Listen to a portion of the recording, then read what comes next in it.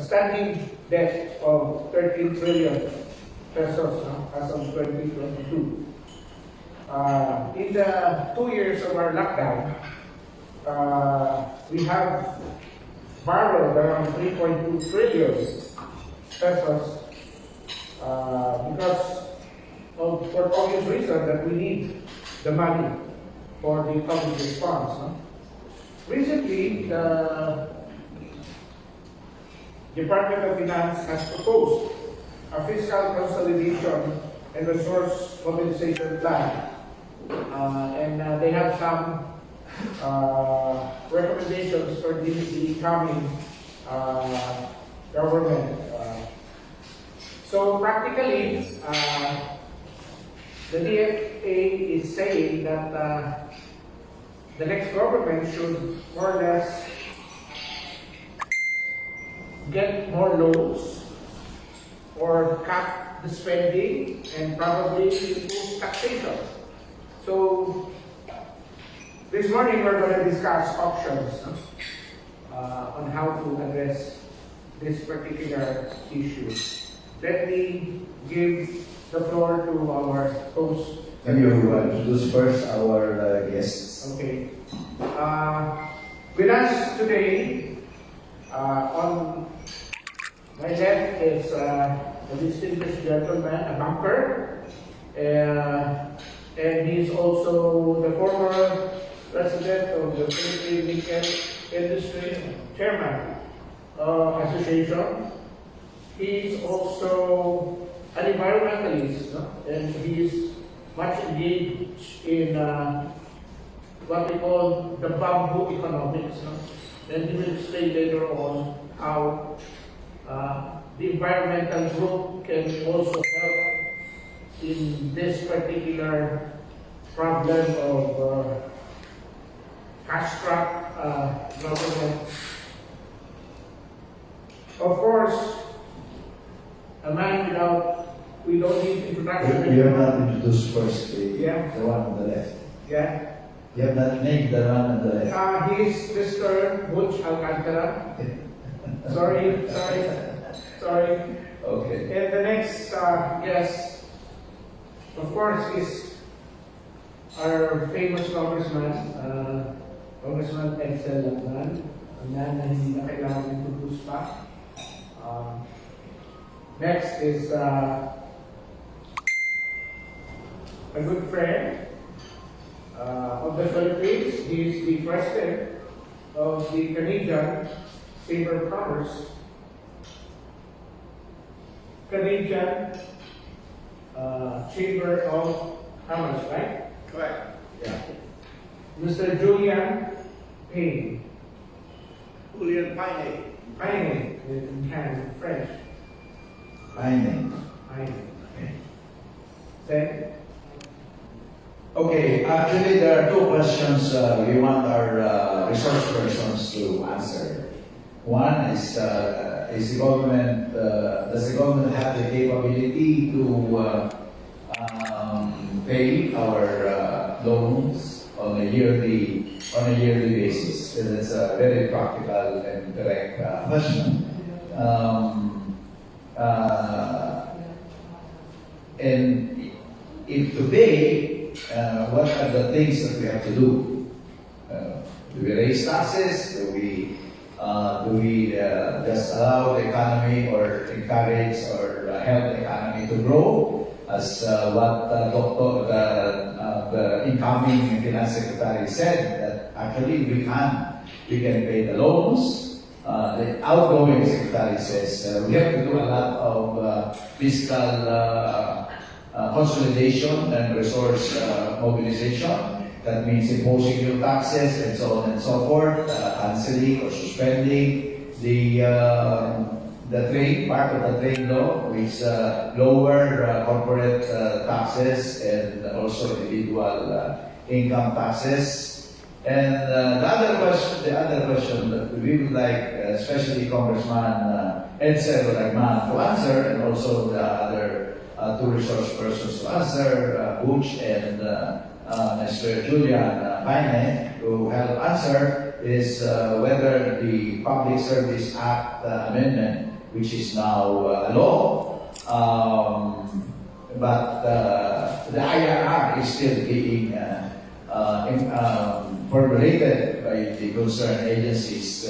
There are questions regarding the constitutionality of the amendments to the Public Service Act, and in particular, Congressman Edsel Layman. We would like him to answer that question too. What his group will do, he himself will do with regard to this impending implementation of the amended Public Service Act. But let's focus on the first question. The question is very clear. It is addressed to our resource persons. Alam mo, kahit malaki ang utang, kung may kapasidad ka naman magbayad, ay walang problema yun. And that's a very simple proposition. But kaya ba natin bayaran itong utang na ito? At kung kaya, paano natin babayaran? Yes, Congressman. Joey, at the start, let me underscore that the new government is not inheriting a bankrupt government. According to the National Treasurer, Lea Eliot, the government is in good balance, which means to say we are not today. But the problem with the BBM stimulus package is that it could not rely anymore on the 2022 national budget, because 90% have been comprehensively released to the departments and agencies, including the 8 billion for the budget for the barangay and SK elections. Consequently, the government will have to create new funds or search for new funding sources. According to the Constitution, the stimulus package, which is a special appropriation or supplemental appropriation, there has to be funds to be certified by the National Treasurer or a new revenue measure to be proposed in such stimulus package. Unless, of course, the stimulus package will be delayed in order that it will be embedded in the 2023 national budget, in which case there is no need to comply with the constitutional restriction. If the funds had already been comprehensively released to the various departments, these expenditures for the rest of are these expenditures for the rest of the year, or are there still expenditures that cannot be funded anymore? Well, I think the national budget for 2022 is fully funded. And the amounts released are still being utilized by the agencies and departments concerned. There may be a balance of about 10%, but these are what is known as mandatories, like for pension, salaries, and economic fund, which are untouchable. They cannot be realized because they are mandatories. That's why there is need to really search for new funds or create new funds. So the problem is with the stimulus package, is that what we're saying now? For 2022, there is sufficient funds even to pay for our loans. Yes, that is already part of the 2022 General Appropriations Act, and incidentally, a big portion of the loans on debt service are automatically appropriated.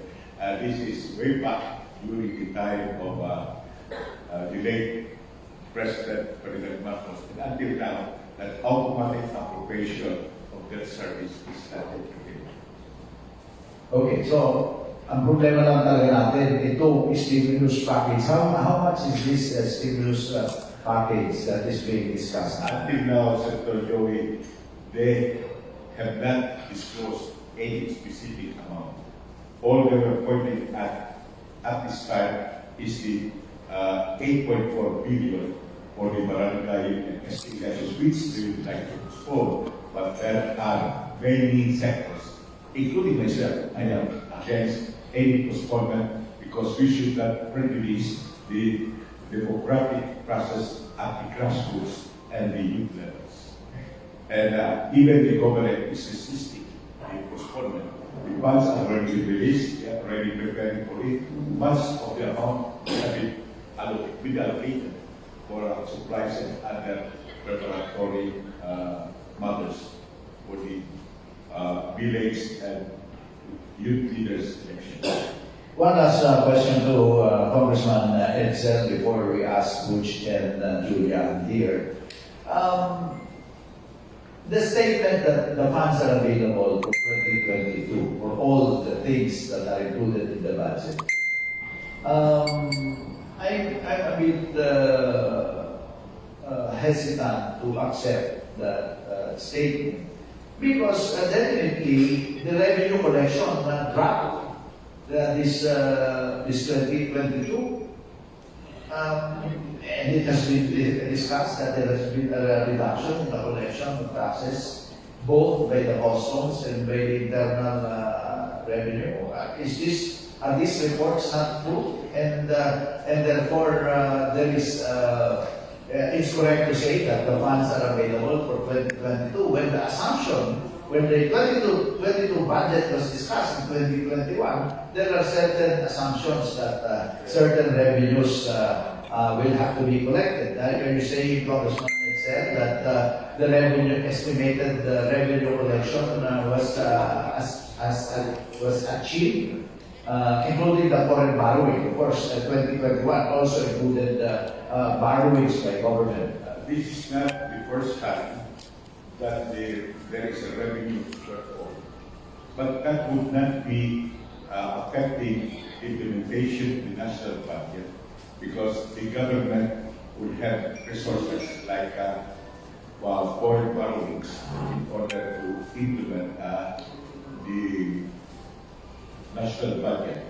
And possibly there might be an increase in the budgetary deficit because we will be spending more without the necessary revenues from income taxes. That is why, according to the incoming Secretary of Finance, there is need to improve our tax administration. And what would be included in the improvement of tax administration? One is improving the tax collection efficiency of the government. Two, plugging the loopholes in the tax system as well as rationalizing the reduction of more tax exemptions, catching the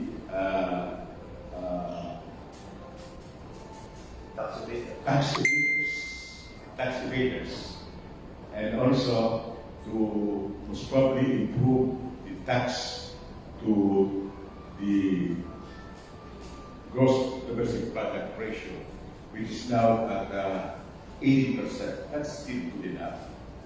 But it is lower than the Asia Pacific average of 21%, and the OECD average of 33.8%, something in that area. 30.8%. So we will have to improve that. That is a challenge to the new government. And also we have to reduce our deficit. It is now in the vicinity of 7.46%.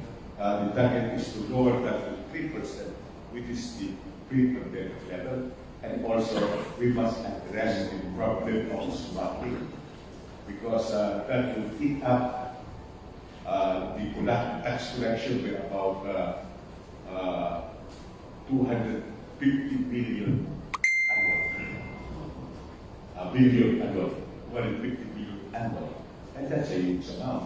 And also the effect on the local entrepreneurs would be disincentive, we have smuggled goods as well as there are now smuggled farm goods and products, which will also be a disadvantage between farmers. And we will have to protect our consumers from the substandard smuggled goods. So these are all problems which the government will have to admit and address. Mr. Kapihan, follow-up question.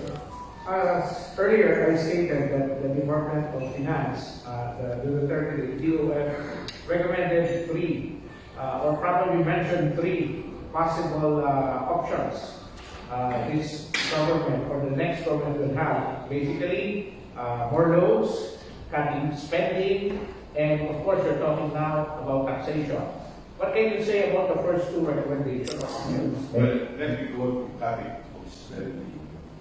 I think that is not recommendable because government has to spend in order to generate development. And with respect to the raising taxes, I think this early stage of the new administration that may not be allowed. So the last recourse most probably would be to borrow someone. But there should be caution because there is a tolerable limit on the amount of debt stack compared to the gross domestic product. So these are all concerns which the new government would have to face. And I am joining Joey with the chorus of praising the new team of respected and experienced economists. However, I think the President Marcos Jr. should be able to heed the advice of his economic team and implement the policies to be put forward by the economy. Butch, same line of questions. Please comment on the original questions that have been asked, and then you can also add your input. I strongly agree with Congressman Adman that the government is not bankrupt, part of it. In fairness to the Duterte administration, they've actually done well. The pandemic has slowed down. The last quarter, I think, saw a 8.3% GDP growth, which portends a strong recovery. They have achieved the most comprehensive tax reforms that should propel growth. So tax increases should not be the case. The greatest expansion in the U.S. economy occurred during Reagan, who put out the biggest tax cut. And during the Clinton administration, the first thing they did was have a stimulus package that got the U.S. out of recession.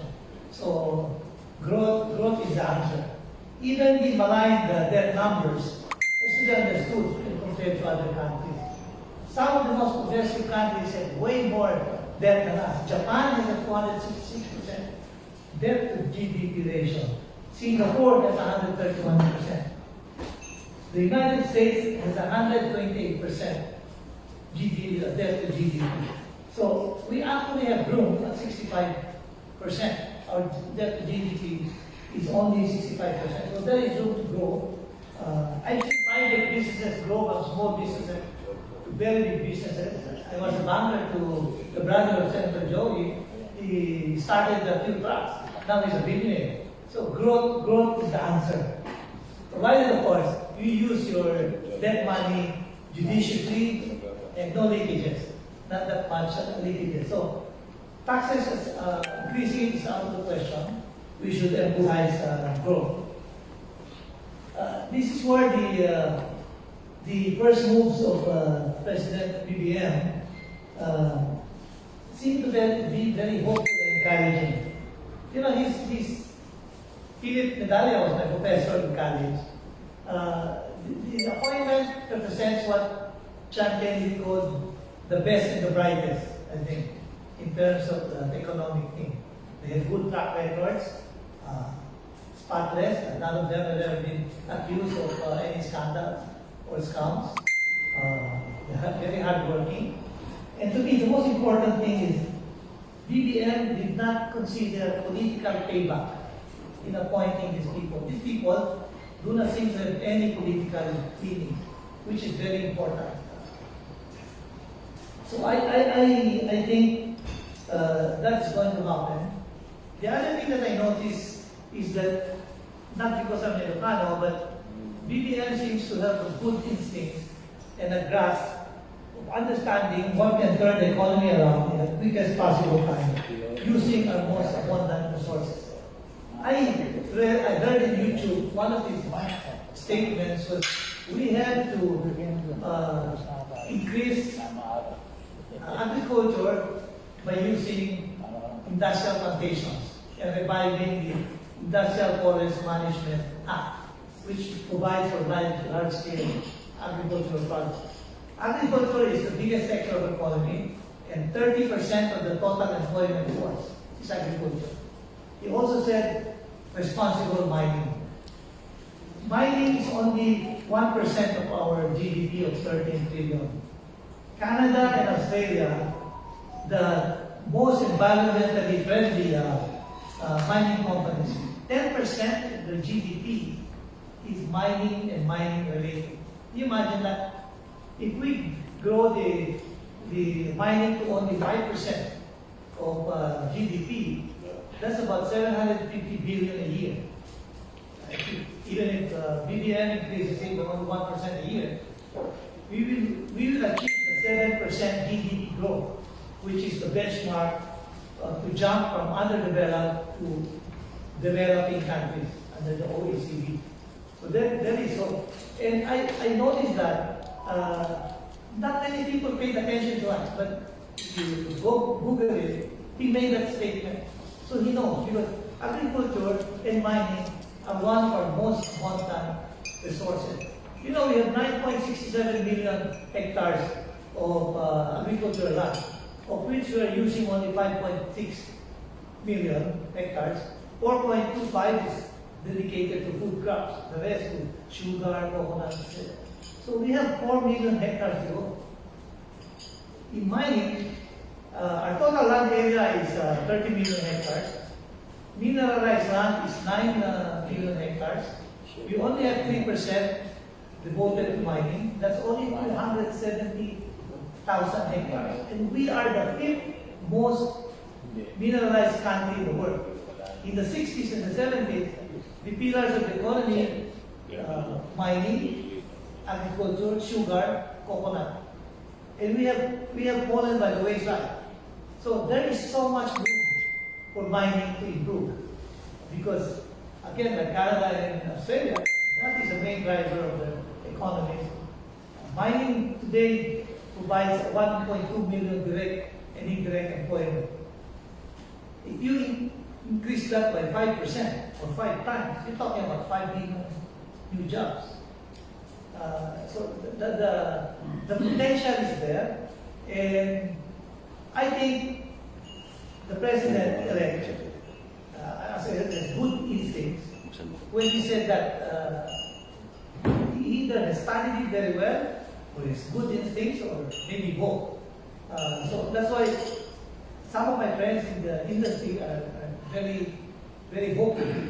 You have a potential speaker who is one of the great mining families in Martin Romualdez, and if the president says he will promote responsible mining, I think we will be able to crack some doors. Now, the other problem that we have on the debt, like I said, we have room to grow. The lowest debt among the big countries is China, only 50%. But they have achieved so much.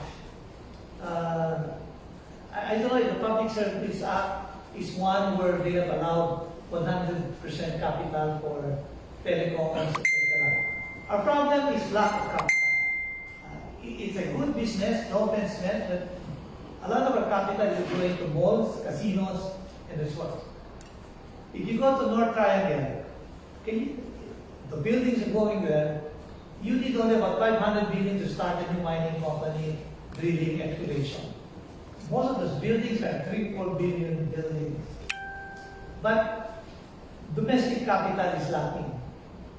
Indonesia just passed a law, which I think the new government should look at.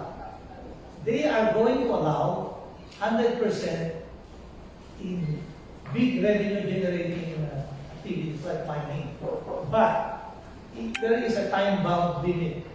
Within, I think, 5 or 10 years, these foreign 100% owned companies should divest part of the capital. They can either list in the stock market or build it up with locals so that they go down. Because our constitution says we only have 40% for this.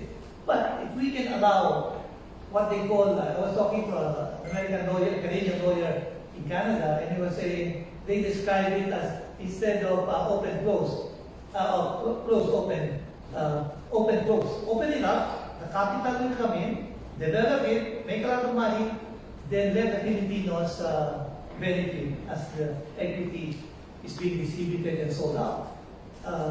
It does not disadvantage Filipinos. You know, all the capital going to these other activities, if they want, they can put their money where their mouth is and go into this. Now, my last point is, what new industries can be developed? When I was in mining, when I used to go to the mountains, it breaks your heart. The people have nothing there, no government services, they subsistence fishing, they eat field grass, etc. No medical, but their lives improve because of mining. And the question that my principal shareholder on the board that we were discussing is, what do we need when the mining stops? And this was the concern. So I took a look at it. I discovered that bamboo industry is very big. One, bamboo industry globally is a 61 to 70 billion dollars industry.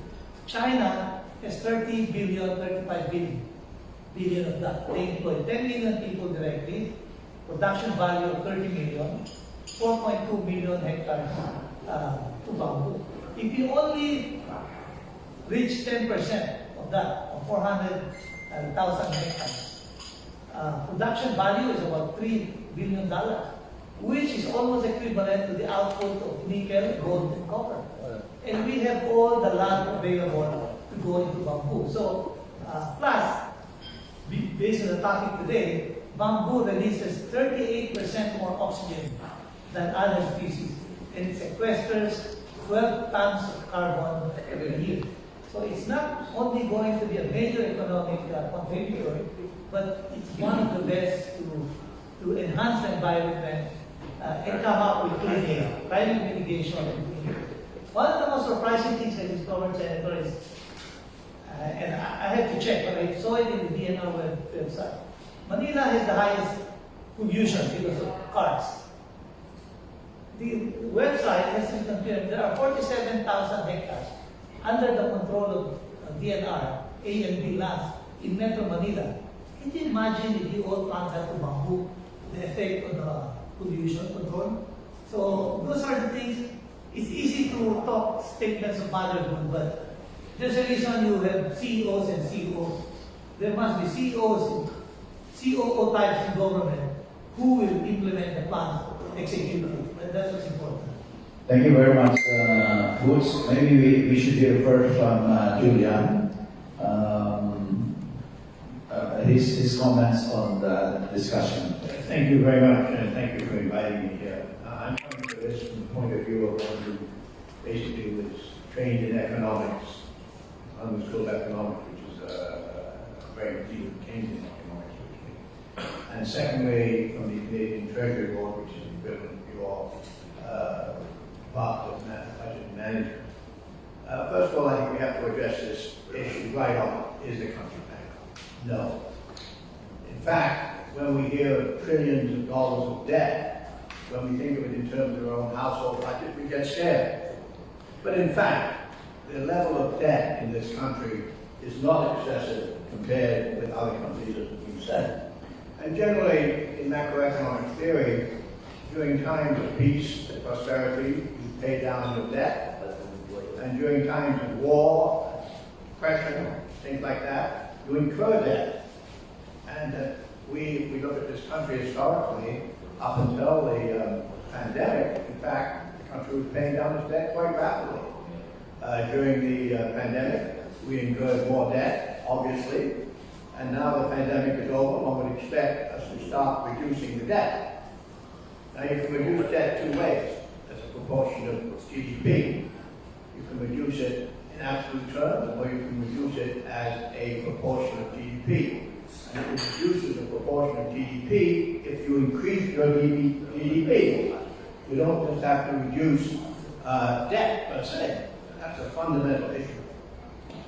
So basically, as I last saw the figures, we're between 65 and 75% of GDP. 65. Yeah, that's quite good compared to most countries. It's quite good. It's not good, but it's quite good compared with others, and we should be able to pay that down. So the second question is, how can you pay it down?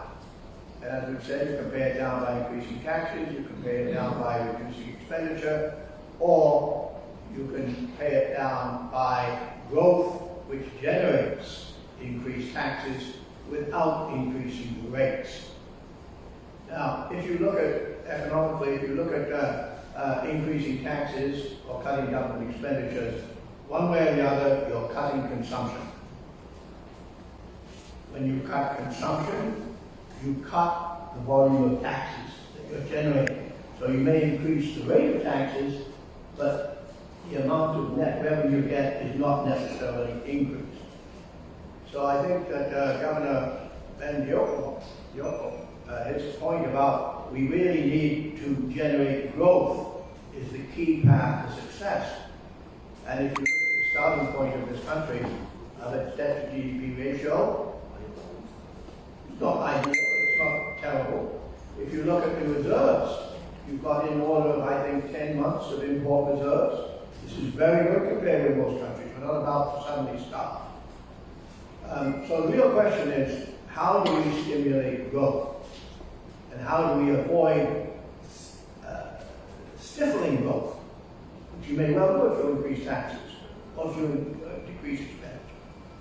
And that's where you get into the third question which is being raised, which is what are the sectors where we can really stimulate growth and how can we do it? And obviously agriculture is one, and obviously manufacturing is one, and obviously mining is one. These all generate growth. The real problem is how do you get investment? There's lots of local investment, but you need foreign investment, not just for the hard bucks.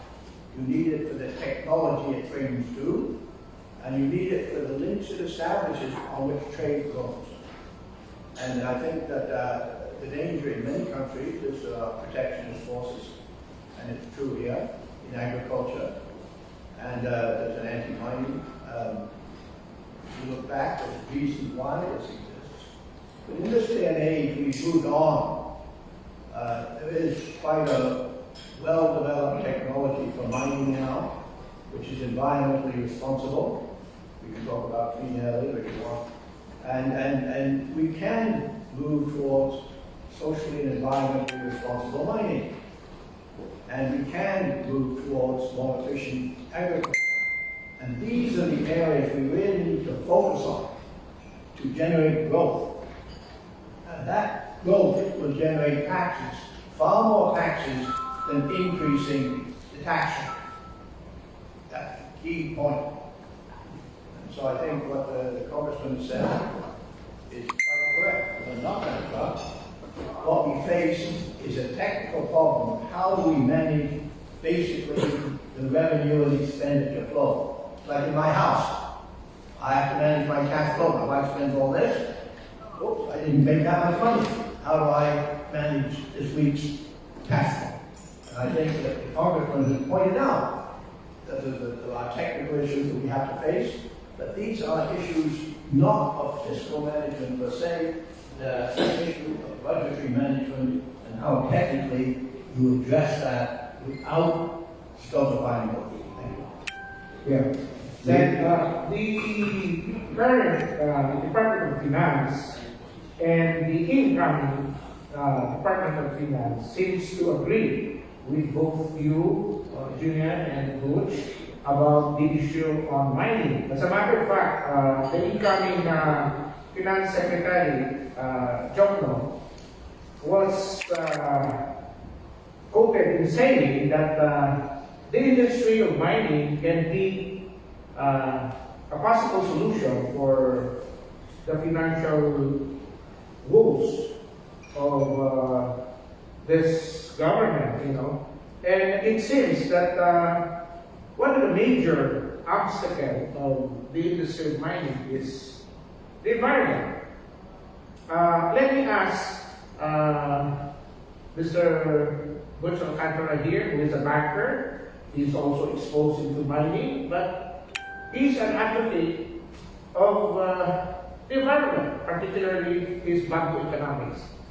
Butch, how can you more or less address this prime obstacle of the issue of environmental impact of the activity of mining?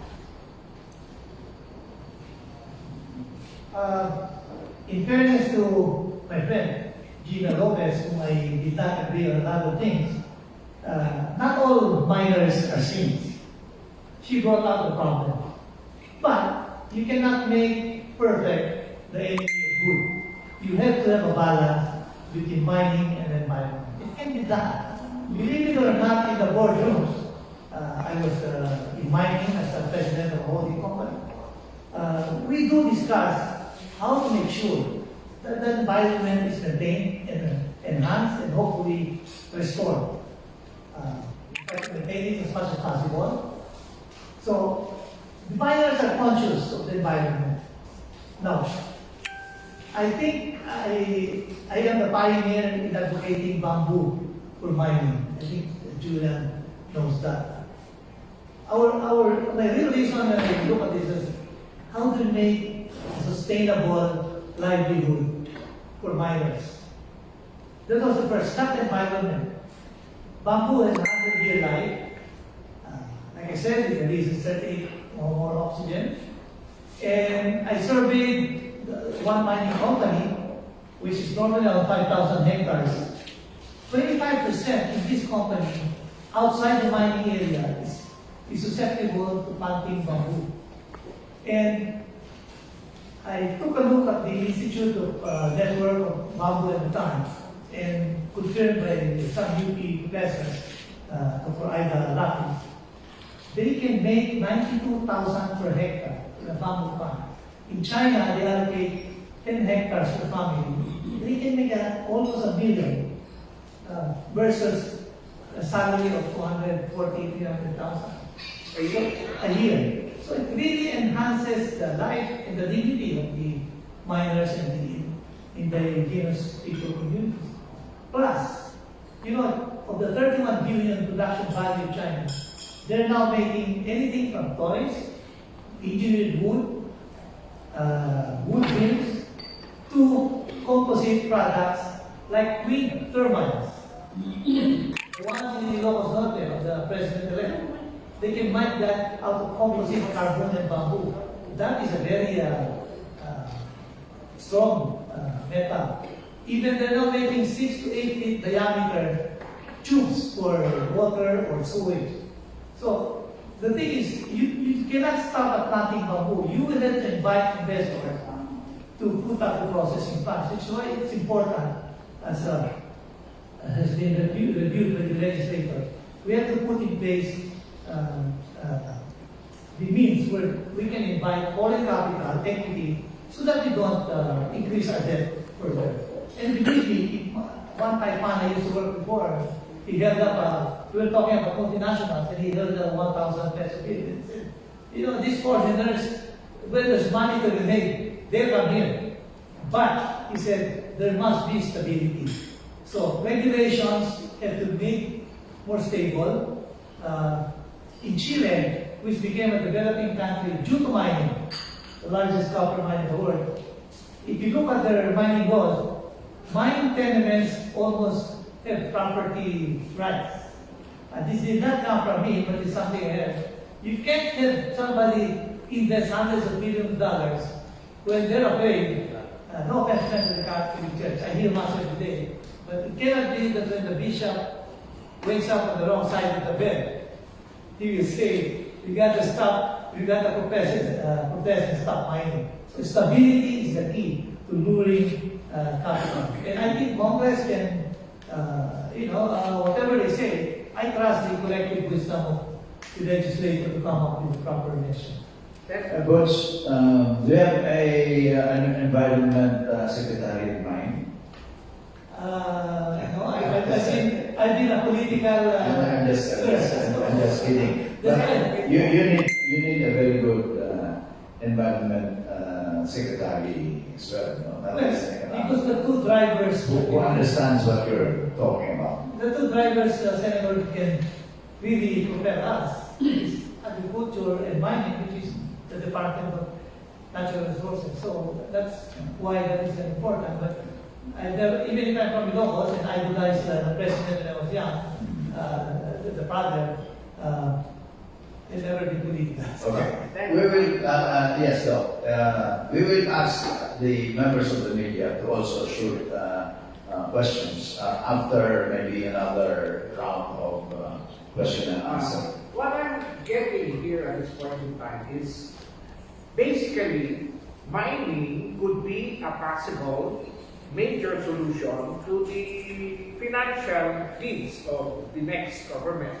However, there is this scary thing about mining, particularly the environmental impact of exploring and going full-scale mining to generate enough money for the country. What you're saying right now, Butch, is mining and the environmental aspect of protecting the environment can go hand in hand.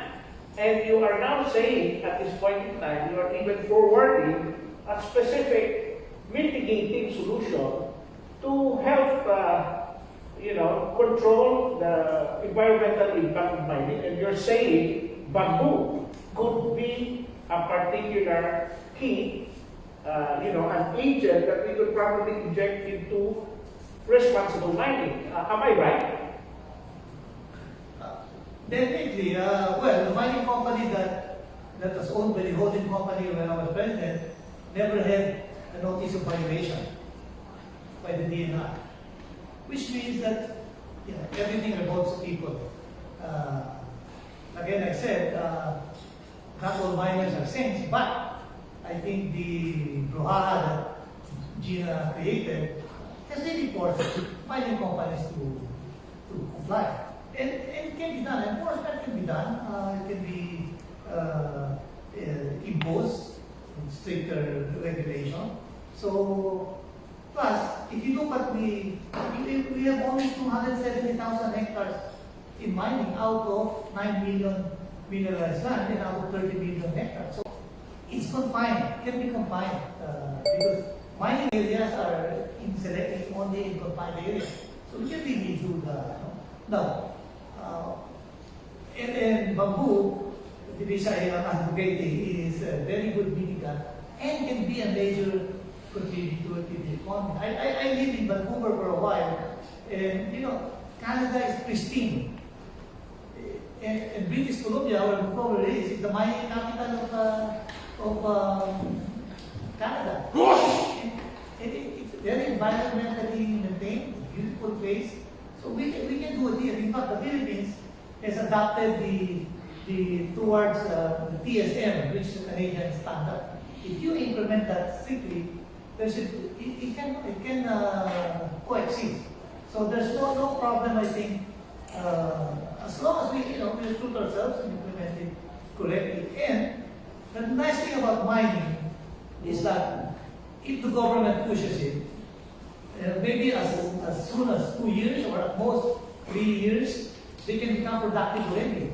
And then the revenues can start flowing in. Let me tell you, 2 mining companies that were stopped during the previous administration, previous to the organization, there was a ban on mining project. Tampakan in Cotabato and in Negros, the one of Pangilinan, I forgot the name now, but they expect to generate in revenues combined, I think, as much as $800 billion to one billion yearly. And they are close to starting to operate. And that is something we've given away because now the other thing that I'd like to talk about mining is not too many people know it, but there was a no-go zone established during the Aquino administration. I understand, I'm not sure, without consulting the DNR, it was submitted directly to President Aquino, where 80% of the total area of the Philippines is a no-go zone.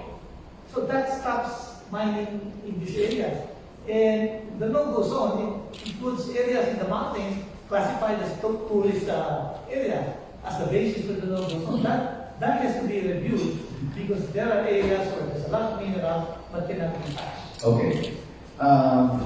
What GDP growth rate do we need in order to manage efficiently our debt obligation? The conventional number is supposed to be 6 to 7% growth. I think that's a World Bank number to jump from underdeveloped or least developed to a developing country. If you have 7%, I think like India has had 7% or more for the last 10 to 15 years. But I think, if I'm not mistaken, about 5 to 10 years that really allows you to grow. And mining, like I said, if you just bring it up to 5%, that will add so much to GDP growth. Well, the former Speaker of the House, Joe De Venecia, had this 7 for 7 years. Exactly. 7 for 7. He was much aligned. Yes. But Joe De Venecia, That was 20 years ago when we trumpeted that slogan, 7 for 7 growth rate in GDP for 7, consistently for 7 years. If I remember correctly, his slogan. That's well, it's good to hear. It's good to hear. And it's good to hear that we know where the growth will come from. And you said basically agriculture and mining. In this last few years before the pandemic, we were growing already at 6-7% or 7%, almost regularly every year, 6 to 7%. But of that 7%, what percentage came from OFW remittance? I'm not sure. I didn't look at that, but it's probably at least 100%. Just remittances. It's not that significant. It's not a significant. But given the circumstances we were in, OFW remittance had a great impact on consumption spending. I remember the crisis of 83 when we ran out of dollars. The crisis of 89. Unlike Mexico, Argentina, who could not import anything and nothing to buy, the Philippines continued to be able to import and the economy kept running. There are two reasons. One, OFW remittances were important. Number two, according to a former U.S. ambassador, so many Filipinos have dollar accounts abroad. So to keep their business running, they brought in their data. So we had as bad a crisis as Argentina or Mexico. They stopped running. The Philippines never stopped running. Okay. Now, Julian? I'd just like to make a comment on the other instances. It's been a remarkably stable flow of inflow of foreign exchange. I was here during the 1997 crisis, never over the remittances. It never significantly flowed. It never significantly flowed in 83. It never significantly flowed during the pandemic. One of the interesting things is the structure of your remittance flow. Your remittances come from North America, Asia, Middle East, Europe, and also the origin of it. It's not just housemates, it's lawyers, engineers. So it's a very, very diversified source of remittances. It's a bit like a diversified mutual fund. In other words, one sector can go down, one country's economy can go down, but overall, all your remittances has been remarkably stable over the 25 years I've been. It's quite an interesting phenomenon compared with, say, Mexico. Okay, I think it's clear from the discussion that the government is not bankrupt. Okay, that's very clear. The problem, or the incoming finance secretary has a different approach to managing our debt.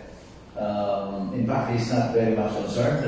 His answer is growth is the way to go in order to cushion the impact of any debt obligation. I think that is also very clear, which is different from the outlook of the outgoing secretary, who recommended suspension of the tax cap under the train law, suspended for 2022 or 2023, and new taxes, VAT reduction, VAT expansion. I read his the result of his briefing a few days ago. Now, so agriculture and mining are two identified economic sector that will have to be shored up. Where the growth would come from, and it depends, therefore, on who will be the alter ego of the president in the area of agriculture and in natural resources. No names have cropped up as of yet, you know.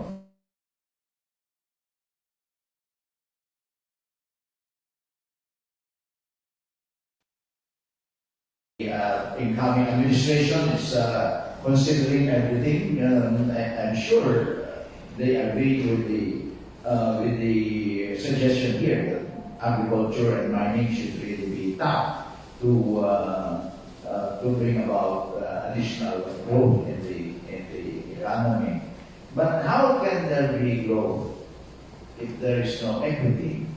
I mean, how do we make sure also that the growth in the economy will not just go to a few families or a few businesses, but the growth should also be shared by the masses of our people?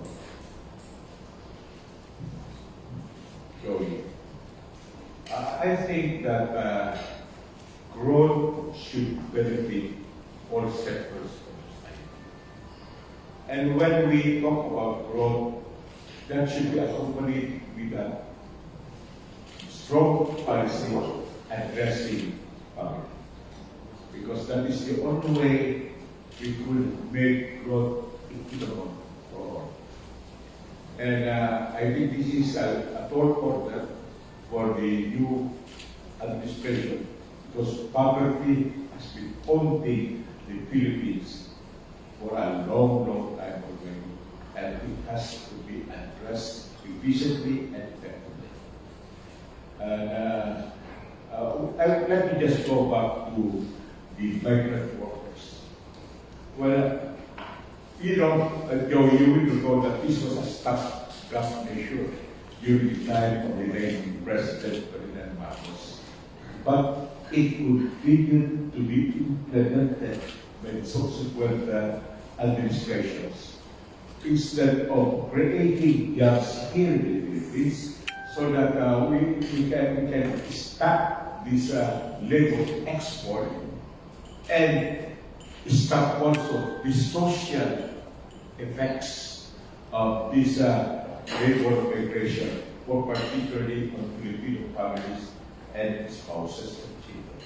So I think another way of doing this was probably is for the new department on the OFM to study how we can contain the export of migrant workers and create jobs in the Philippines where they can be absorbed, both those returning as well as those who intend to go out.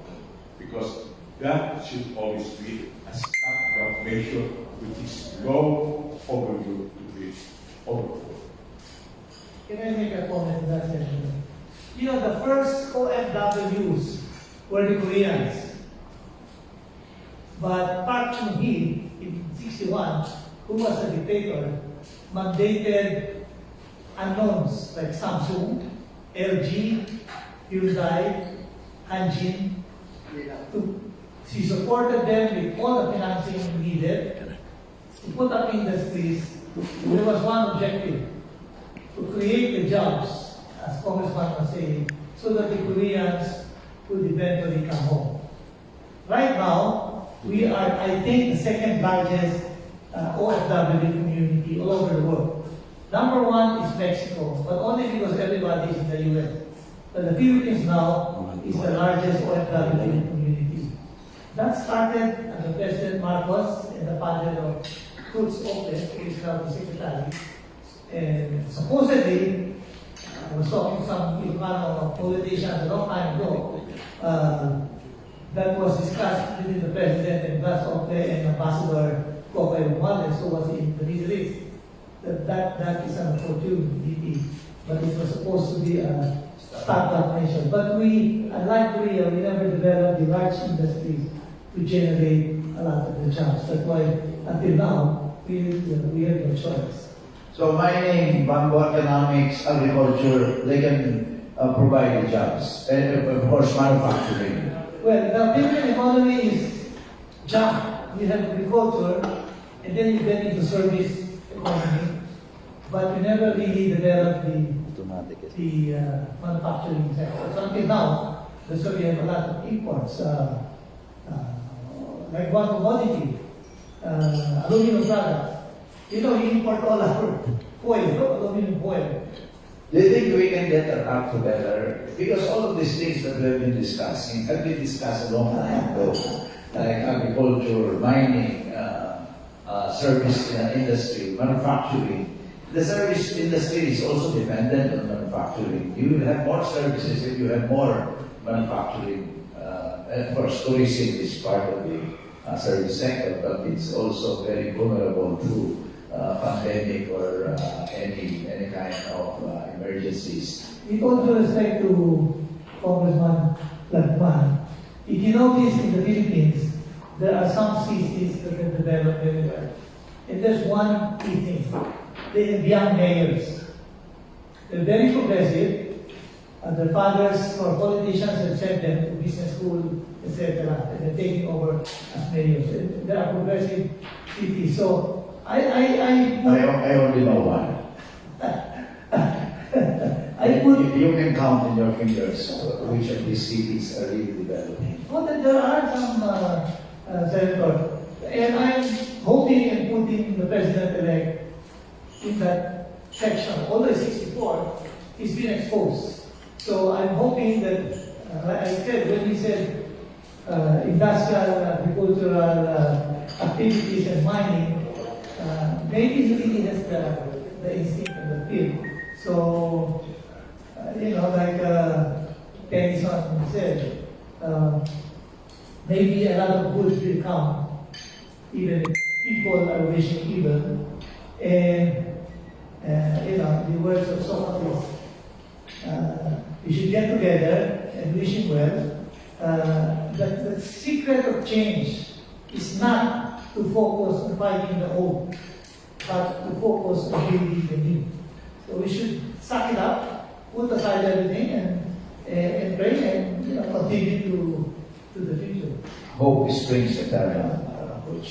But Julian, I think, has done I'd like to go back to the starting point here. I think we all agree, I'm sure everybody in this room agrees, that growth is the answer. It doesn't take a lot of brains to figure that out. The question is how. I think we have to give great credit to the outgoing administration for providing three very strong pillars for longer-term growth. One was the tax reform that was put through. I don't agree with every aspect of it, but basically it's a major accomplishment for any government in any country to push through tax reform like the outgoing administration. Second, it is pushed through. It didn't get constitutional amendments through for easing liberalization, easing foreign investment restrictions, but it did push through the Foreign Investment Act, it did push through the PSA, it did push through the Retail Sales Liberalization Act. All of these have opened up the country in the image of the world as well as its substance for foreign investment. That was the second pillar. And the third pillar, it addressed the infrastructure issues of this country and started to build. So we provided with the outgoing administration a base for growth. Now, we come to the point of this discussion. Are we going to change some of those? Are we going to reverse the taxation and increase taxation now as opposed to doing what we did? Are we going to stop the bill? Are we going to become more protectionist on foreign investment? Because those are the three things that we fundamentally need. There's one other thing that would be a great help to growth, and that was opening up this country to free trade agreements. We have the RCEP, which is right now hanging in the Senate, I believe still. That needs to be ratified.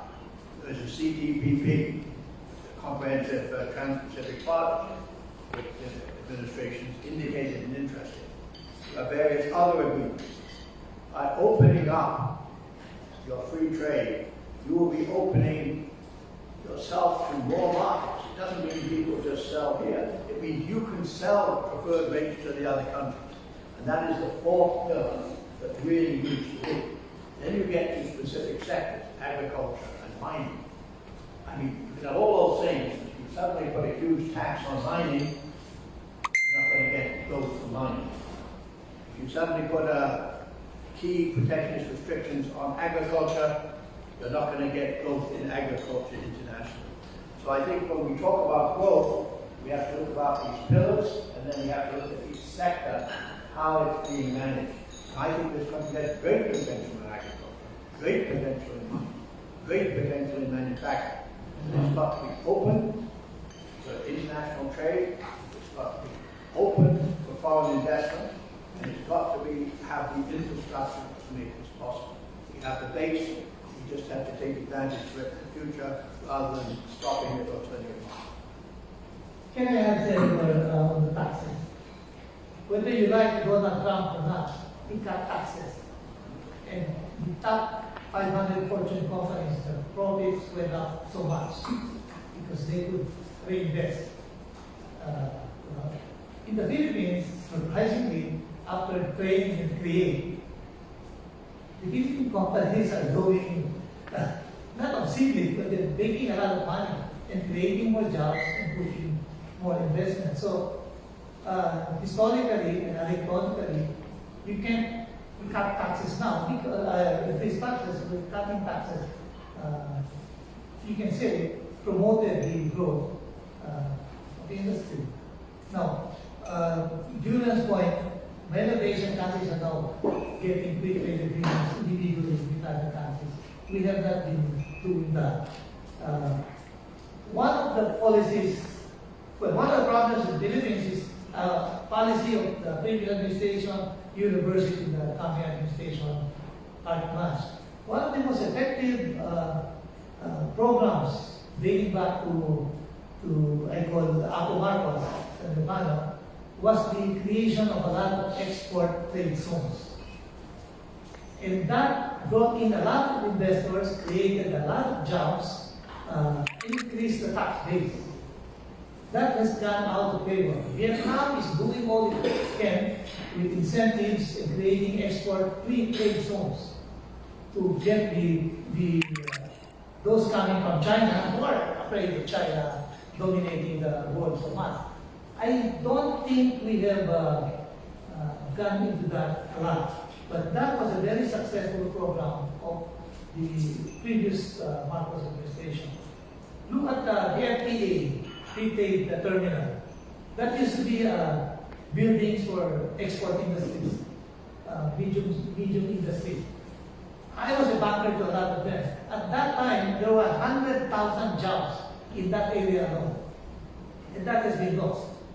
So that is one program. Well, we've been removing incentives being given to locators. Yeah. But That's one of the proposals also of the outgoing administration to reduce or eliminate this incentives.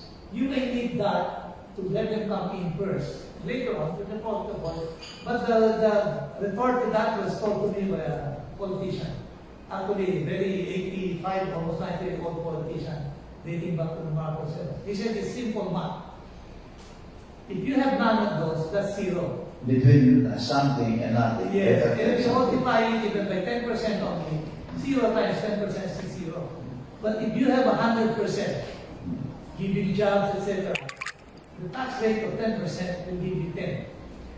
So I think it's just a matter of math. Of course, you let them come in, create jobs, etc., and sooner or later, the incentives run out, then you collect full taxes. But you have to let them come in first. Okay. Maybe we can have now questions from the members of the media, please. We have one Approach the microphone. yes, please, from side, and we have our friend, Good morning, gentlemen.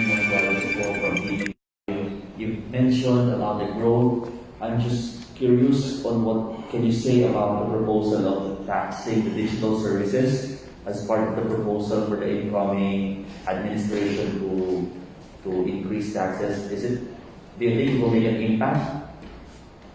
Taxing digital services for digital services. Social media. Well, let me put this way. According to the Oxfam, that's the Oxford Committee on Family Relief, every 30 hours, a billionaire is born due to the windfalls coming from the pandemic. And at the same rate, 1 million people are exposed to the extreme poverty. But this rising profit and rising poverty are two sides of the same coin. Now, I think we should be able to tax more of the rich, particularly those who profited from the pandemic pain. If they got billions or billions from the pandemic, they should be able to ease the suffering coming from the pandemic by paying the correct and adequate taxes. And so, what are these sectors? One, the pharmaceuticals. Do those engaged in power as well as in food. And together with these are the delivery carriers, the diagnostic centers, the internet, both Facebook and Twitter, as well as what we call hospitals who profited from the pandemic, including the distributors of medicine and medical supply. In other words, they profited from the pain of the pandemic. They should be able to pay adequate taxes. That is where your question would rely on taxing some particular services. And to my mind, it is high time that we should be able to collect correct taxes from those who profited in windfalls or profited from the pain of the pandemic. Sir, follow-up question. Can I add first to what Congressman said? You know, there is an ongoing problem now with certain countries imposing taxes on digital it's fair because it makes a lot. The problem is operationally. The payments are not caught because it's online, transfers, etc. Now, I was talking to some IT people abroad, and the proposal, and what can be done, is to make sure that all payments must be forced to institutions, banks, insurance companies, etc., where the payments can then be captured and withholding tax can be imposed. Now, the billion transactions every day, I do not the banks can handle that. Now, the other proposal, which maybe a little more takes a lot of will, is the old net worth method sensor. If the brother of Senator Lina does a lot of his business with online payments, and his wealth grow from 5 billion to 10 billion in 1 year, then his net worth increased by 5 billion. That's if. Sample of if. Sample only. His brother was one of the first bankers of his brother, and I know where he started with transfer forwarding, and he's now a billionaire. So if his net worth increased so much, I mean, individuals or corporations, then we can impose what do you call this, a net worth-based percentage as a windfall profits tax. But I don't know how easily that can be installed. But it can be done, very clear. If the guy had one Ferrari this year and next year, now has another Lamborghini, his net worth will increase. So you can tax him. But there's a lot of difficulty in import, especially gambling winnings, because they use what they call the underground banking system. How about the issue of patriotism, nationalism, love of country, all Filipinos should think about this, Voluntary. Voluntary payment of taxes, Especially right now that the country is... Honest the system. Honest that these are the transactions that you entered into. This is the payment that you receive. Therefore, you will report it as an income, and then whatever is the tax rate and apply it. That's very. That's very easy. I tell you, sorry. I moved to Canada in 2005, and they want to call it the failure of foreign assets, etc. So I talked to a major accounting firm and said, how can we do tax avoidance, etc. Because you can report your assets, and then you said it, at the basis you can run. Just exploring, I'm a finance guy. And the Canadian partner told me, Sir Tanta, how will we be able to pay for all the free services like healthcare, etc., etc.? That is patriotism. Yes. Sir, I was embarrassed. So anyway, the answer to your question is it will take a lot of doing before you can concretize a law that will tax digital transactions. So, Okay. Clarification po regarding the answer of Congressman. So, Congressman, do you think we are not taxing properly those companies who profited a lot during the pandemic? I don't think so. Because they always try to find the real income and state their taxes. But let me tell you, this is a worldwide phenomenon. Oxfam calls it profiting from pain, the pain of the pandemic. So the government should be able to really investigate, check very well who really became billionaires or billionaires because of the pandemic. And we are talking about those engaged in power, food, pharmaceuticals, delivery areas, diagnostic centers, hospitals, and those engaged in the distribution of medicine and medical supply. Thank you, Paul.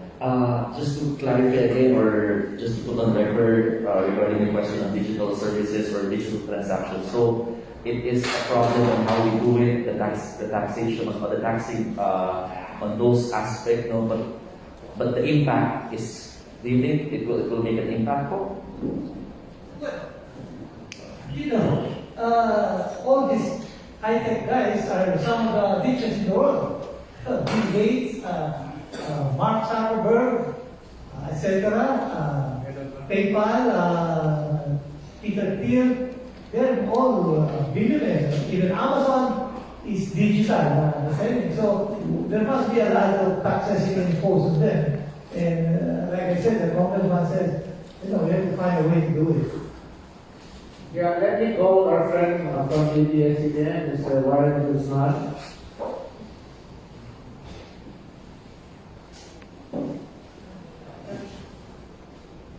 Hi, good morning to the panel. To Congressman Lukman. Could you describe the allocation for tax payment, for loan payments rather, interest payments, for loan payments this year already allocated, and would you be knowledgeable of how it will grow for the next 5 years? Well, as far as the debt service is concerned, it's still within the tolerable limits as compared to the DGP. But most of these debts are automatically paid because of the presidential decree imposed by the late President Ferdinand Marcos. I think with respect to the principal payments, they are automatically allocated. And with respect to the interest payments, they are in the General Operations Act, but still they will have to be paid because of our apprehension that if we do not pay, we will not be able to borrow some more, and our credit standing will be affected or penalized. Yes, thank you for that call. But I wanted to ask actually in terms of percentage to the total budget, has it grown to a large portion of our budget already? How much are we spending every year percentage-wise? For that service, I can give you an estimation. Yes, it has been lower considerably. I think it's in the vicinity of about 20%, 20% of the national budget. And that's still a huge amount, which would go to social services. Exactly, sir. And will that remain at 20% in the succeeding years, just based on your knowledge, or will it grow to a larger portion of the budget? Yeah, well,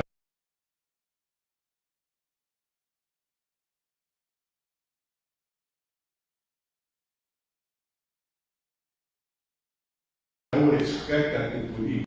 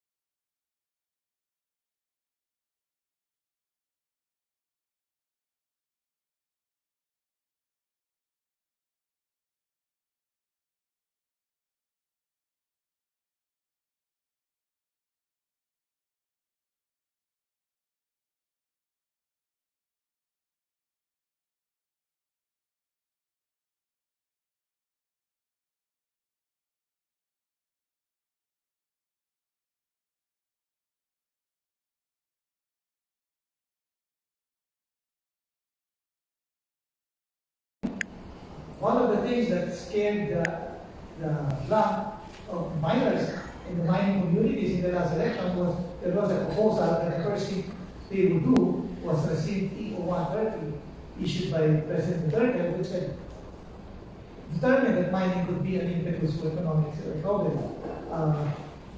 Mining is not only 1%, despite the fact that we are the fifth most mineralized country in the world. We have untold wealth out there that we will tap. So I expect that the DNR will implement responsible mining, accelerate it, and a mining project in 2 to 3 years you can make huge already revenue. So I expect that we should go up. In the 70s, mining was good. Mining, sugar, and coconut were our main exports. And talking about budgets, there's been only 1 year where we had a surplus, 1974. I think there was 1 month under the Duterte administration where we had a surplus. But in 74, bago lang Marcelo, disiplinado lang ng we had a budget surplus. So it can be done. It can be done with the right thing to do. So Yeah, just to follow up on that also, but President Duterte actually walked back some of the policies that were stopping mining already.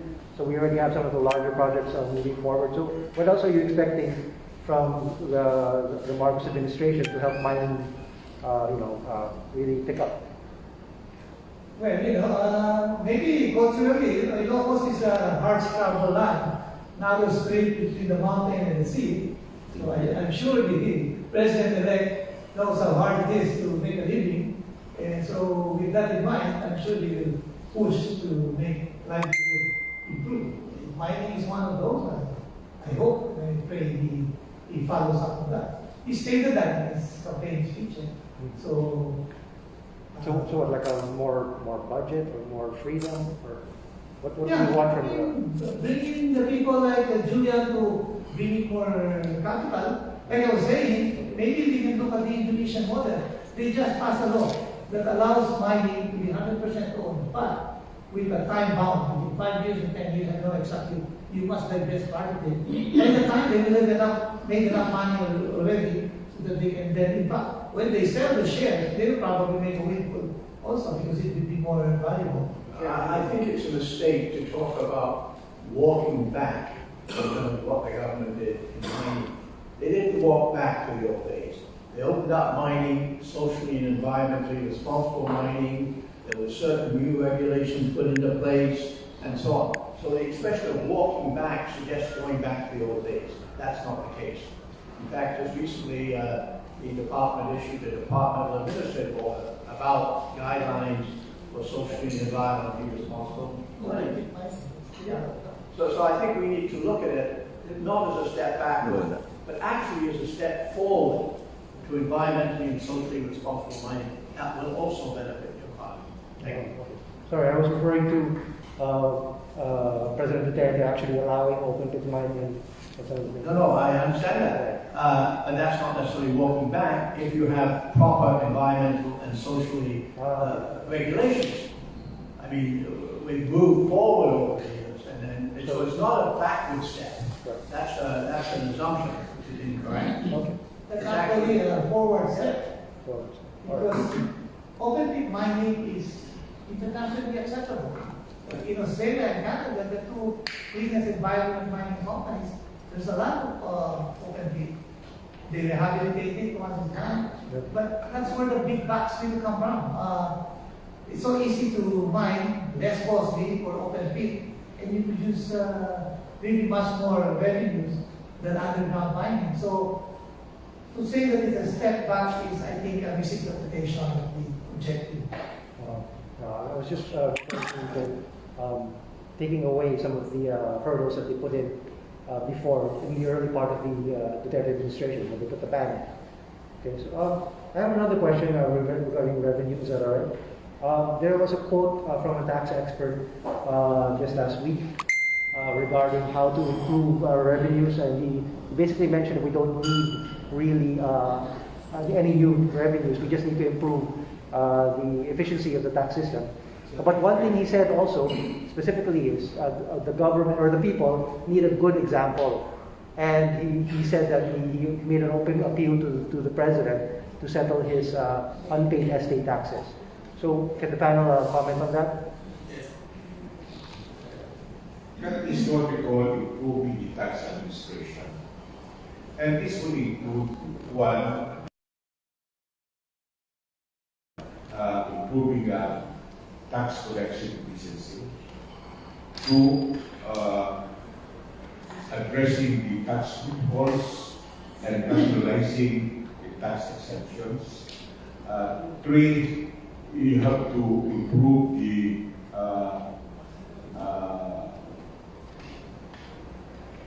policies on catching the tax evaders. Then you have also to address smuggling, which dilutes tax collection by about 250 billion annually. This was way back in 2018, to be more than. So these are all part of tax administration, and also you have to impose correct taxes from the rich, particularly those who profited from the windfalls of the pandemic.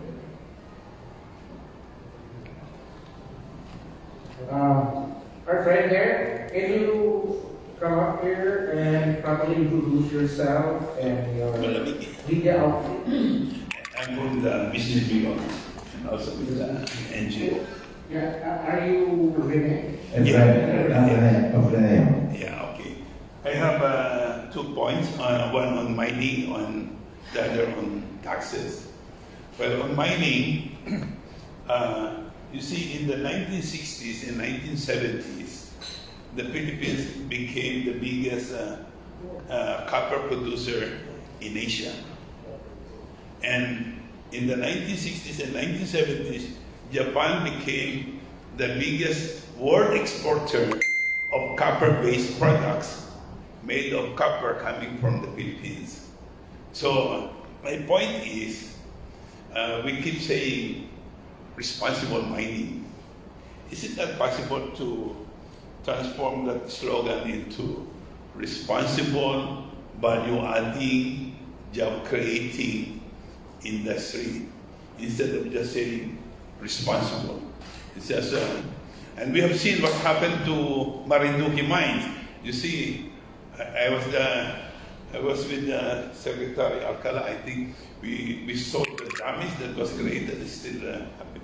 Anyway, on the second one, on taxes, you see, I think the incoming finance secretary is very lukewarm to the idea of imposing new taxes, especially for the ordinary people, and I think I like that. But I'm just wondering whether we can change the language on taxation. Whenever they talk about tax reform, they always think of adding new taxes and collecting. Is it not time to review the taxation system, because it's very regressive? And so the way forward for tax reform should be transformed into a progressive one, meaning those who are capable of paying should pay more, rather than, you see right now, most of the taxes are the revenue is coming mainly from consumption. And our GDP is right now 75% consumption, thanks of course to the OFWs. Now, in relation to tax reform, can we add also this proposal of the Nagkaisa Labor Coalition and the Freedom from Debt Coalition? They advanced this last year, wealth tax. And maybe this is not the, wealth tax is not was articulated in 2020 at the height of the pandemic by the IMF itself, international. In one of their policy papers, they said a country should explore the idea of having a wealth tax. And then I think Italy already adopted policy in relation to this.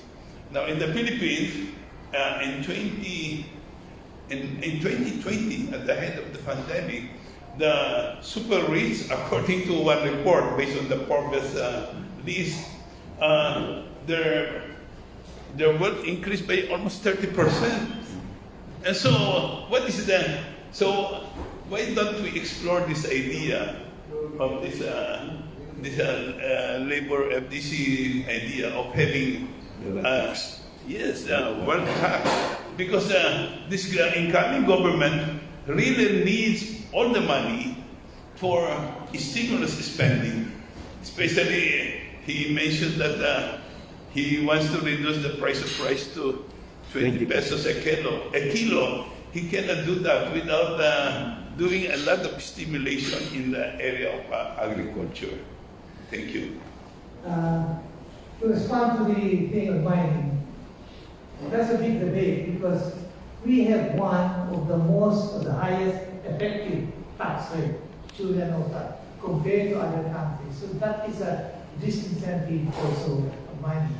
So the increase of taxes, like I said, the experience all over the world is cutting taxes stimulates business growth. And it's not just the big guys who make money, it generates additional employment. So, because the emphasis is on growth, the expectation is that more money put in the hands of the private sector will probably be used to generate more expansion in business, which means growth.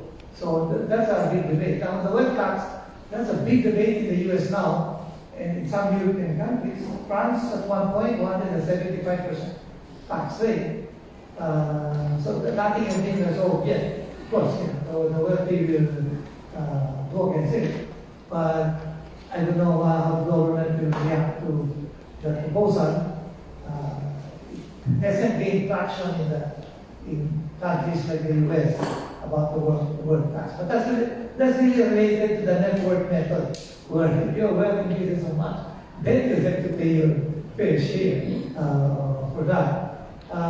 With respect to, again, if you go back to agriculture, one of our problems in this country is good programs get put aside the moment there's a new administration. I tell you, the 11 industrial projects in Leyte were 200 megawatt Tongolan project was put up to support 11 industrial projects. Only 2 were put up, Pasar, the copper smelting, and the field post for the fertilizer. We import 48% of all the fertilizer. And the copper, we don't do any processing, we all send it to Japan, our Venice and the rest. But that was supposed, there was also a plan to put up an alumina refinery and aluminum smelter, but that didn't push through because it was put aside. I don't know if it's politics or what, but that could have been, if those 11 projects were put in, that would have helped manufacturing in this country. One other thing, people forget, if you remember Senator Masagana 99, the rice drive, it actually allowed us to have a surplus rice for a few years. You can look at the website of the UP Los Baños, the UP professor who say it achieved increased production with a 90% debt collection in the support to farmers. But then, as it moved on, implementation got lax. The technicians were replaced by non-technicians. The supervision and collection went down. Collection went down to 35%, and production went down. But it was, in the words of one UP professor, it was a rousing success. So what is my point? If you put a program properly structured, properly supervised on a large scale, it can work. And now we're importing rice so much higher. Because I'm not sure, but I think you only do 20 kabans or per hectare, whereas Vietnam is anywhere from 40 to 60. And we have exactly the same kind of weather, but the policies are not in place. So maybe we should review these things. And what makes me hopeful is, that was a Marcos program, but it worked. it was put up in 73. And in 74, it helped give us a surplus because we did not import rice anymore. But it was phased out, I think, around 84 because the implementation and the dresses. Sir, can I just call historical footnote? You see, in 1980, 81, 82, the World Bank and the IMF already came in when the debt crisis exploded. And 1978, 79, Jerry Sigat and Cesar Virata were trying to assure the public there's no problem about the rapid accumulation of debt, simply because the economy would grow, similar to what some people are saying now. And that the economy, when it grows, then the debt would be sustainable. But it did not happen. And so in 1980, 81, 82, the IMF, the World Bank came and they imposed these structural adjustments. And I happened to read a memo of Bong Tangco, the Secretary of Agriculture. He could not sleep in 1980, 81 because of the imposition of policy by the IMF and World Bank. Get out of agriculture, stop this subsidy. You see, the Masagana 99 you were mentioning was successful from 1973 to 79, mainly because you see, it was an integrated approach. You have this PMB providing credit, people riding on bicycles, together with the seeds, together with the little cars. It was integrated, and then you have Colorado, Australia, and then you have this pre-cooperative. That's the success of that. But all of a sudden, it was cut by this IMF World Bank structural adjustment. Get out, and then 1982, Marcos launched this major industrial project, but it was too late. 2 decades behind Park Chung-hee that you mentioned, because Park Chung-hee pursued it in the 1960s and 70s. But you see, because then the IMF World Bank, Mr. Marcos, you cannot do that 11 industrial project. You have no money. And then the answer of the technocrats, well, we will have joint ventures. But so they collapsed, except of course this you have the successful energy program of Velasco. And so the point I'm making is, in the 1970s, there was a streak of economic nationalism on the part of Marcos, but it was just a streak. He kept relying on these technocrats who kept borrowing.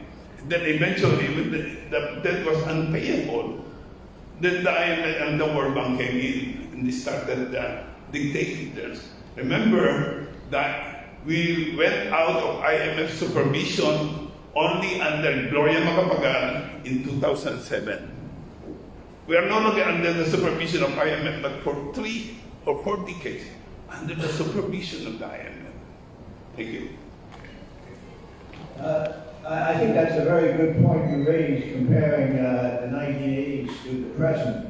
But I think the situation in the 1980s was that the debt to GDP ratio was much higher than it is now, and the reserves were, frankly, there were hardly any reserves. So the situations are not exactly comparable, in the sense that today, in 2022, the debt to GDP ratio is about 65%, which is quite different than it was in 1980. And secondly, the reserves are, I think, about 10 months reserves right now, which again is quite different from 1980. So I'm not sure it's good to compare the two and draw the same conclusions as to what would happen. Just a comment. Well, you know, the success of some programs that are directed at growth seem to have worked, and we can do it again. Like any business, if the programs are not properly implemented, then it will fall out of the way. But you have to remember, in the 80s, the U.S. under President Carter had gone into a deep recession. And, you know, if the U.S. catches cold, the whole world catches cold. Now, if China catches cold, the whole world will catch cold. So it was a very difficult time for us. And we were those were at the same time the Argentina crisis, the Mexican crisis, not just us. So it's not fair to think that the wrong things were done. The situation was different. Now, at least hopefully China will bounce back and the US will bounce back. So it's a more positive environment for growth. Which, with regard to the first point raised by Rene about responsible mining, he was saying it should be value adding, job creating, etc., etc. We export nickel, we export copper, we export chromite, all in the raw stage. I think the point there is to process this so that the ones who will really benefit are the Filipino people, because the value added from the raw material is much, much higher when we import them.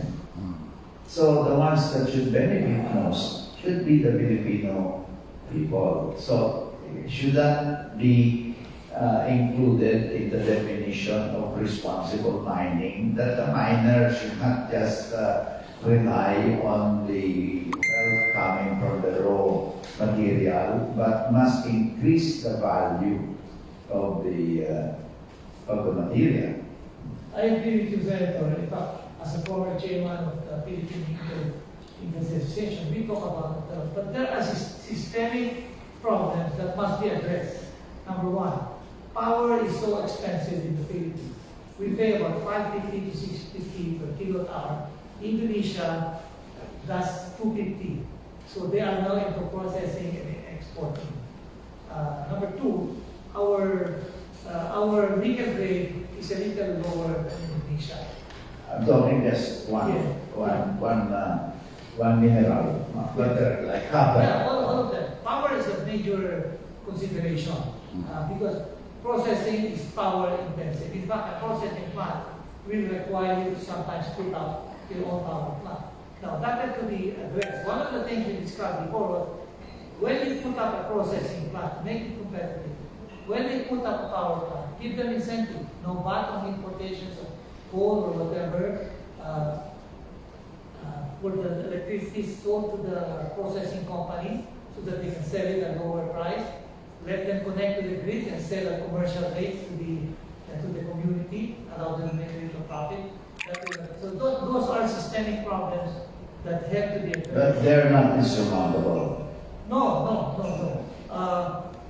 In terms of financing, if assuming this was classified as a climate change project, not many people know that there is a facility in the DNR, loans, software for climate change, which nobody is aware. So we can explore that.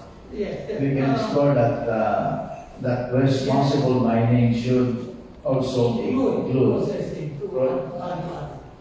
Okay, Julian has something to say about that. Yes, the concept of value added is a continuum. The mineral ore is in the ground, it has no value added if it's not taken out. The moment it's taken from the ground up or excavated, it's involving labor, value added. So at the moment you actually uncover the ore, you've got value added. In most cases, there's a second step of value adding, and that's concentrating it. Nobody ships out straight ore with little bits of gold in it. They break it down and try and concentrate. And it's a second stage of value adding. What's being talked about is a very valid concept. There should be more stages, but there's many stages, not just on that. The second thing is, the mining companies are always the best companies to do value-added processing. To actually usually have maybe sometimes a separate company. And maybe this is a place where we talk about a lot of capital in the Philippines available. Maybe it's available to do processing here. There's nothing to stop Philippine investors from investing in processing plants here to buy the ore directly from. But the mining company itself actually is at least almost always will use two stages of value added. It gets the stuff out from the ground, and secondly, it gets some degree of concentration. Both of those generate a lot of employment, it generates taxes, and it brings something to the Philippines. We could get more, but the question is who and how. Yeah. Our friends from GMA Center, sorry, please come forward. Good morning, sir. I'm Henry Stipuna. I come from All Nation Broadcasting Corporation. My question is on address to Sir Kevin. I think the industrial countries have outgrown already the responsible mining mantra. They have been already into responsible fund management in relation to gas and oil and mineral funds that have been sourced by the government from business. I have a friend, Miss Manila, who happens to be a country director of a Barrick fund. It is one fund of the Canadian Oil Fund, which is now outsourcing here in the Philippines, soliciting investors, initial investment of 70,000. That means if I am investing to Barrick funds, I'm investing to Canadian oil, and you can use the fund on your mining industry in Canada in exchange for a good rate and interest rates. Another one, I researched the world best fund management relating to gas and oil is Canada and Norway. I found one tourist here in the Philippines from Norway, and she said, I came to travel here because of my government's social amelioration from the gas profit of the king. It means that they are responsible fund management aside from responsible mining. How can we benchmark, sir, the Philippines? We have Malampay gas, which is until now have been questioned upon. What's your question? Yes. We want to benchmark the responsible fund management in relation to gas and oil. Boots? Again, like I said, I stay intermittently in Canada. They have what you call, Julian, an income trust fund, where even migrants can put money in. But the income trust fund is directed at developing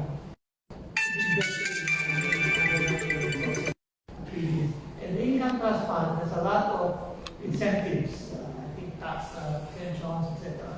That puts together the fund. Maybe that's something that we can look at here, but it is through the financial institutions, so that gives confidence in the investor. But I still believe that there's enough capital lying around in the Philippines, it's just a little shy. So if that's the case, then maybe we can allow investors to put in funds like that.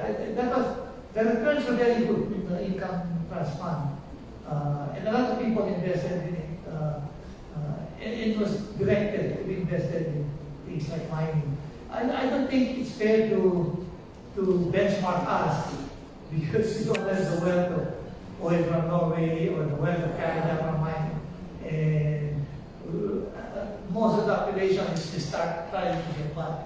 So I'm not sure that we can say that the Philippines should also do like Canada. Yeah, I would like to invite to my office. I am doing a freelance PR to my company, who happens to be, we have been awarded by President Duterte a certain gas and oil deposit in Mindanao.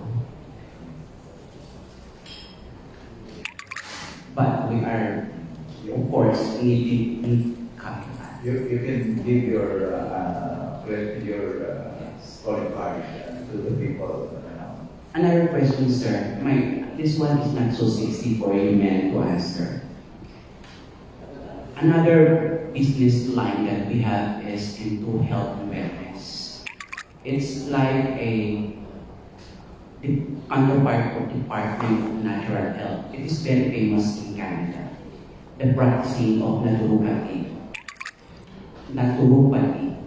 In fact, the headquarters of World Confederation of Naturopathy is based in Toronto, Canada. We just have an international congress, but it was hosted by Slovenia.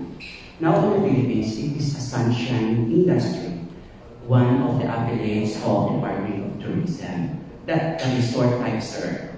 But it's health and wellness, the traditional, like the Hilo, the Lintusa, it's being regulated by the Department of Health under the non-medical. We have the record for this. My question is, and in fact I have proposal with the Canadian Chamber of Commerce, they have not replied. My boss ran for Congress, the ASAP 144. Advocating for the Philippines to have a Department of Natural Health, Kapihan, Canada. What's your question? The question is, how can we, the Philippines, rebrand the health and wellness industry? If whether be a capital, UK base, which is a breakfast, or a ispahan. We will have another session for that. No? It's not so sexy, but at least I tried. Okay, yes. We will include that in one of the topics that we will have in the coming APIA. Thank you. We have other friends. Thank you. That's our friends from social media. Do we have questions from our friends from the business world, newspaper? Ready? Please come forward, please. Hello sir, I'm Aaron Abdularia from Kapihan. Sir, about the aid law, we know that it is made para po to invite more foreign investors. So because of this, they can have potentially more income for their companies. How can we make sure that this income will be reinvested in the Philippines so that the money would circulate instead of them keeping it and investing it in other countries?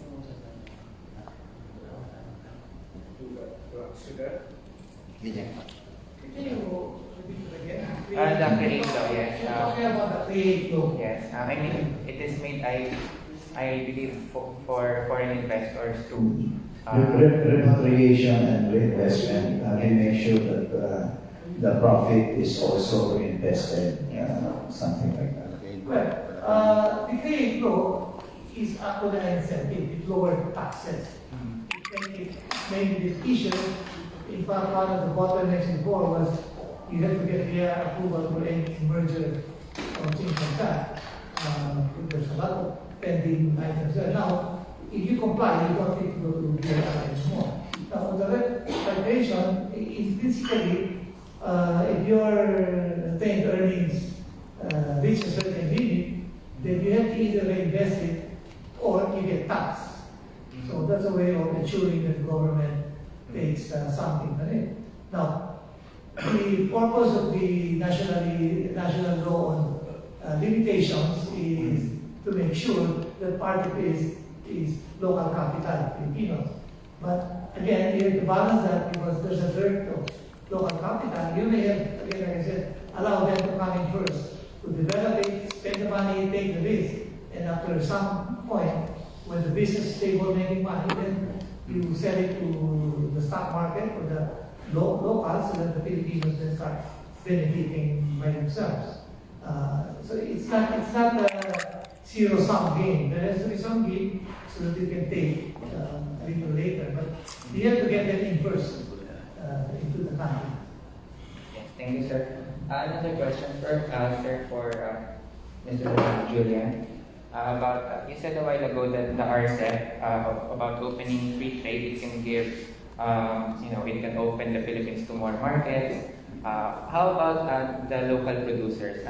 It means more competition for them. So some of them are complaining because it would force them to lower their prices and somehow get like malugit sila. That's a good question. I won't use RCEP because Canada is not a member of RCEP. I'll use another free trade agreement. If it were to be Canada-ASEAN free trade, it would mean that basically Philippine products can enter Canada without virtually any tariff. Right now they have to pay a tariff. Right now, so basically it's not a one-way street. A free trade agreement allows Filipinos to trade to the other country at lower or no tariff, and vice versa. So it actually provides opportunities for those who are competitive. Right now, if you don't have a free trade agreement, Philippines is at a disadvantage in trading to Canada because you have to pay a tariff, which Indonesia or Malaysia or the Philippines or Thailand doesn't. So that's one thing. Now, yes, but most of there's not that many tariffs in the way. And we've done studies, and for example, there is right now no free trade agreement that covers the Philippines and Canada. None, zero. If there were one, whether it was a CTPP, or whether it was a Canada-ASEAN free trade agreement, or whether it was a bilateral Philippine-Canada treaty, then the Philippines actually benefit as much as Canada. So it's a two-way street, two-way door. Now, the inefficient companies in Canada and in the Philippines will suffer. The efficient companies will make money, and they will compete more successfully against the competitors in Indonesia, Vietnam, and these other places, where right now you are at a disadvantage. That's the issue of free trade agreements. Okay, it's not just a one-way, but there is a cost. If you're inefficient and you're not competitive, too bad. But the others will become more competitive because they won't be facing the same tariffs in Canada. Vice versa. Yeah, we will have the last question. It's a good question. Yeah. Sir, about the, let's say, build program, what do you think is the better way of funding it? Is it ODA or public-private partnership? PPP. PPP? Yes, PPP or ODA. Funding the build. Is it ODA or direct government spending or PPP? Well, direct government spending is priming the economy, which is important when the economy is down. I think the BBM program, the stimulus is also do that to immediately prime the economy to grow. Anything that is equity, like the PPP, is better than debt for any business. ODAs are treaty, there's soft loans, low rates, etc. But you have to make sure that projects are there because we're paying a lot of commitment fees for ODAs that are never spent. And that's why the DBM is important because they have to coordinate with the other government agencies so that when we sign ODAs, it goes to an implementation right away. Because if you look at the government, in the past administrations, we were paying fees for nothing because they were never paid. Let me give you one example. Many years ago, when I was in banking, we had a private textile industry. The World Bank gave us $120 million loan for textile millers to modernize. Thailand did the same. In Thailand, they completely obeyed to implement modernization. I don't think the 120 million for the Philippines was never available. So we don't have a textile industry now. So that's a problem with ODAs. And in the DNR, there is a program now, ODA, for climate change. It can be used for projects, including a bamboo plantation. Until now, I understand there has been no agreement. So implementation is very important, and that is why the lineup of people that President-elect Bongbong has put in place gives me hope because these are experienced people with track records. So, like any business, people are critical. Whatever you say, the implementation is critical. So the people he has appointed so far, so good. Maybe things can improve. Thank you, our friend from social media, and that will be the last. So can we ask for parting shots from our guests? Well, it's 11:40. Congressman Edsel, you mentioned about the stimulus package that is not included in the 2022 budget, and therefore there may be some problem on financing this stimulus package is the incoming administration, based on what you have heard, interested in pursuing this additional stimulus package? Well, they have not withdrawn the idea of having a stimulus package, which they have monitored as BBM. But I think they have not told the public how they're going to fund that stimulus package. There are certain constitutional restraints because the stimulus package is supposed to be a special budget or a supplemental budget, supplemental to the PAA. And then that is the national president would have to certify that funds are available, or in the stimulus package there is a revenue measure being proposed. But in order to avoid this constitutional requirement, the stimulus package can be embedded in the 2023 General Appropriations Act, where there is no requirement with respect to availability of funds or the new tax measure.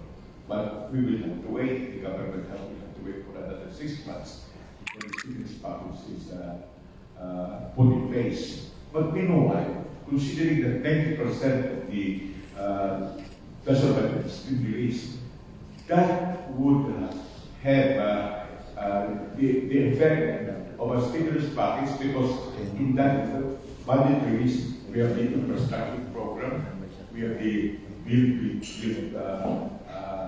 initiative, as well as adequate funds to address the remaining pandemic problems. Your parting words. Well, we are hoping for the best, and I hope that the new government would be able to address these fiscal and economic problems, as well as some of the negative legacy it is inheriting from the Duterte administration. Julian? Thank you. I first came to the Philippines in 1989 for a visit. I was Vice President of CEDA. I came to live here in 94. This country has come a long, long way from the disastrous situation it's in 1989. I think this country has huge long-term potential. The biggest challenge is we're in a global world, and you have to be competitive. No country is an island, even if it is an island. You've got to be competitive, and that means you've got to be open, and you've got to be efficient. And I think that we're on the way there. And if we can keep going in that direction, that this country is just going to go up and up. Thank you. Good. Thank you. You know, as a long-time banker, I deal in numbers and facts and documents. But at my advanced age, as I get older, I'm taking a more philosophical view. And we all have to get together, move forward. We have the capacity to think through and get solutions. That's why one of my favorite quotations, even when I was president and CEO of banks or investment companies, I repeat Socrates, the secret to change and progress is not to focus on fighting the old, but to focus on building the new. So we should, all the events of the past, and you can say, in the Japanese war, although I was still at war, Filipinos, these are patriotic Filipinos, had to serve the Japanese government. Jose Laurel, Benigno and Aquino, Claro and Recto. Aquino was the National Assembly Speaker, Laurel the President, Recto was in affairs. But right after that, historical reading, they talk about them as collaborators. But after a while, they became great politicians. The son of Benigno Aquino became a his widow became president, and that has been forgotten. Martial law, that's too long ago. There's nothing we can do about it now, whether you agree with it or not. We must put it behind us and move forward. So we should all get together. And I think one of the reasons the campaign of the BBM was so successful is he offered hope. You know, the man in the informal area, settlement area doesn't understand investors will come in, we'll have more jobs, etc. But when you tell them there is hope because we are united, they understand that. It's like, I'm sure the ladies will pardon me, it's like cosmetics. Cosmetics sells because it gives you the hope of being beautiful. And so unity helps because it gives you hope. And, you know, I went to Canada, stayed there a while, but I always intended to come back and I'm back because, again, patriotism was mentioned. We are still Filipinos and this country has great potential. And I'm really hopeful that the new president-elect will unite us and that we should also respond and be united and move this country forward. Well, the challenge that our country is facing is bigger than any individual challenge. And therefore, in the long run, we should think of the interest of our country more than the interest of each individual. After all, what happens to the country affects all of us. That's why I said we should. With that note, we can now conclude this. Well said. And before we part, let me just announce that the Kapihan Salon Hotel, the corporation with the Kapihan and Social Media Broadcasters of Pilipinas Incorporated, will be a regular thing every Monday here at Manila Hotel, starting at 9 o'clock in the morning. So we are inviting not only conventional media reporters, but of course, as the organization says, this is Kapihan and Social Media Broadcasters of Pilipinas. Please spread the word, and if you're more interested about the organization, we have trainings offered for free for those who would like to transcend from social media bloggers into traditional media and so on and so forth, you know. This coming, the next Kapihan, which is supposed to be June 6, we'll be skipping that, Senator, because we have our first Bamboo Summit at Dimaras from June 6 to June 8. No? And the next Kapihan will be on June 13. So we would like to invite everybody, and we'll send you the advisories through your emails, through your cell phones, and all other ways that we can inform you in advance about the next topic that we're going to discuss. So maraming salamat sa lahat, no? Thank you very much, and see you on June 13 here at Manila Hotel. May gusto ko sabihin. As the new administration to embark on an economic roadmap to uplift the economy as well as the people's health, which were devastated by the pandemic, there should be a backdrop on rule of law and constitutionalism, as well as protection of human rights and respect for legitimate dissent. Thank you. Thank you. Thank you, our friends. Maraming salamat po. Maraming salamat. See you on June 13.